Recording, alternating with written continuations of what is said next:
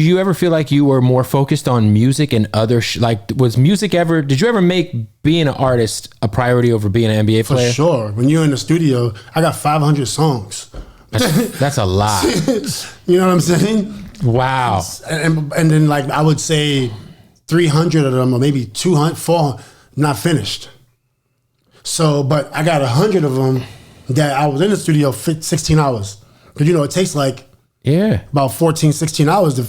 Because you were extremely active as far as just putting out music. I put out 3 albums my last season of my career. Now you put out a lot of music. Nobody know about it because I took it off. And then what's funny is like we always think of like NBA players who have tried to do the label thing. Like KD for a while had an artist he was working with. Melo, Cassidy was signed to Carmelo Anthony for a little bit.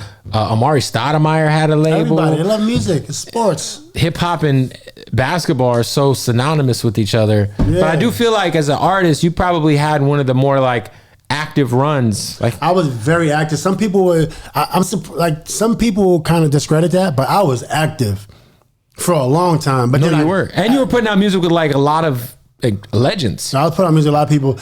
But one of the things it was a couple things I wish I did with music. Like when I retired, I was going to do 1 of 4 things: full-time music. And I actually thought about this full-time music. I studied for my Series 7. So I was studying for my Series 7, management, what I'm doing now, or marketing.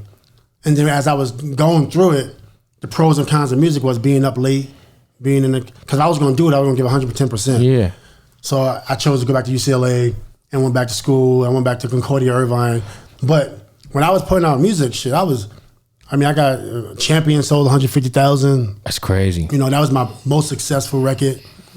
And I was engineering. Most artists nowadays can't sell 150,000 units. Just to be honest. I mean, it's a different time, obviously. Different time, different circumstance. But 150,000 units is a big win for a lot of artists. For me, it's good. I appreciate that one. I would have did better if I would have had a writer. Now I look back at it, I would have wished I would have had a writer, A&R, because I was doing records with everybody.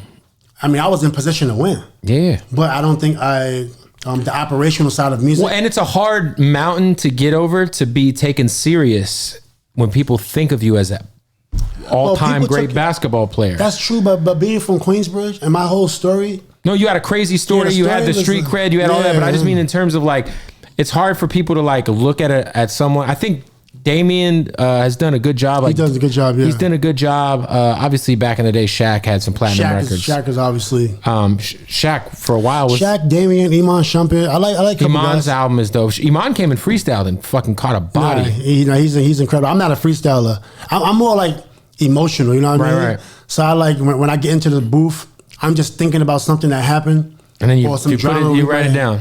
And that's it. It's more like, but when I'm on stage, I'm like fully in. On stage, I think like, I'm fully in G'd up mode on stage. Like I'm ready.